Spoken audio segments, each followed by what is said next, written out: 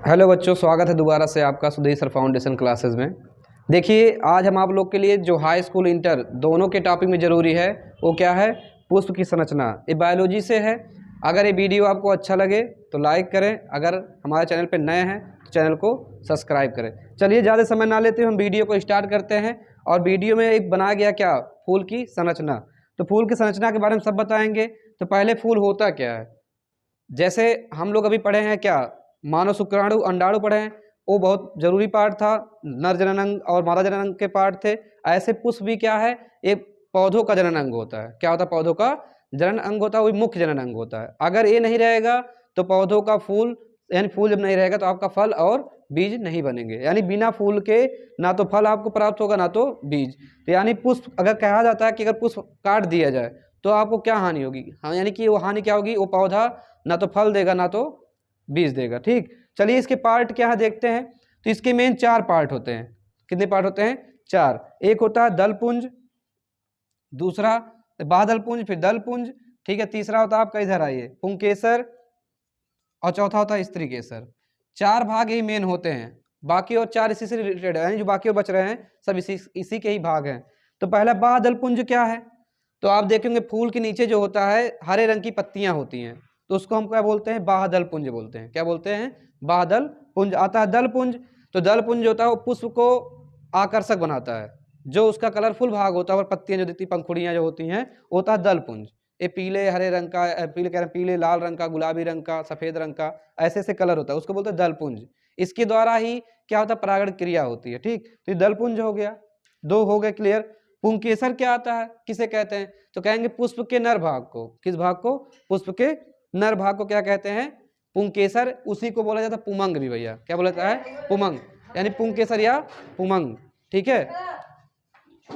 और फिर अगला क्या आता है, अगला स्त्री केसर। तो स्त्री केसर किसे कहते हैं? कहेंगे पुष्प के मादा भाग को। कौन से भाग को? मादा भाग को क्या कहेंगे?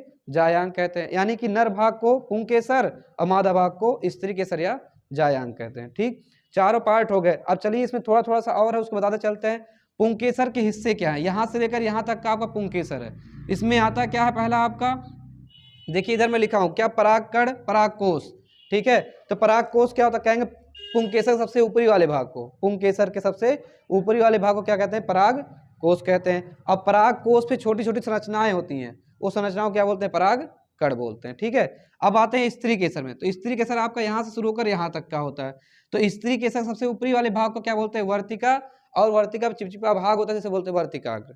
यानी वर्तिका और वर्तिका एक ही होता है, ये चिपचिपा होता है। कैसा होता है? चिपचिपा। यानी पराग कोश से परागकण होते हैं और वर्तिकाग्र में वर्तिका होता है जो चिपचिपा होता है। ठीक। अब आते हैं, एक नली होती है इसमें, वर्तिका के बाद एक क्या होती है? नली, जिसको हम पराग नली बोलते हैं। ठीक। अब आता है अंडाशय। क्या है, यहाँ लिखा हुआ ना अंडाशय। तो कहेंगे पुष्प के निचले चौड़े आधार को। किसको? पुष्प के निचले चौड़े आधार को क्या बोलते हैं? अंडाशय बोलते हैं। ठीक। और बीजांड किसे कहेंगे? कहेंगे अंडाशय में क्या होता है? बीजांड का निर्माण होता है। चलिए इतने हो गया। बात आता है पुष्पासन। तो पुष्पासन जहां से फूल स्टार्ट होता लगना, जहां से पंखुड़ियां निकली होती है, उसको बोलते हैं पुष्पासन। पुष्पवृंत क्या होता है? जो उसकी डाल होती है जहां पे लगी होती है, उसको क्या बोलते हैं? पुष्प वृंत। तो देखिए पुष्प की पूरी संरचना हो गई है। तो हम सोच रहे हैं इसमें आप लोग को क्या पुष्प में लैंगिक जनन बता दिया जाए, कैसे होता है। कहेंगे देखिए पुष्प में क्या होता है, स्वपरागण परपरागण दोनों होता है। लेकिन पर परागण वाले क्या मैं बता दे रहा हूं कि जब परागकण क्या होंगे, यहाँ जाएंगे। अब किसकी सहायता से जाते हैं? अब या तो हवा की जरूरत पड़ेगी, ठीक, या तो जल की, ठीक, या तो किसी कीड़े की। तो मान लीजिए कोई कीड़ा हवा जल द्वारा परागकण कहाँ पहुंच जाए? वर्तिका पे पहुंच जाए। कहाँ पहुंच जाए? वर्तिका पे। तो वर्तिका में क्या होगा, वर्तिका खोलेगी तो वर्तिका से परागकण क्या होंगे, ऐसे परागनली से होते हुए कहाँ पहुंच जाएंगे? आगे पहुंच जाएंगे बीजांड में या अंडाशय में। अब अंडाशय में क्या करेंगे? निषेचन। और जब निषेचन हो जाएगा तो आपको क्या बन जाएगा? बीजांड जो रहेगा वो बीज बन जाएगा। ठीक। तो मुझे विश्वास है वीडियो समझ में जरूर आया होगा। मिलते हैं अगले वीडियो में। जय हिंद, जय भारत।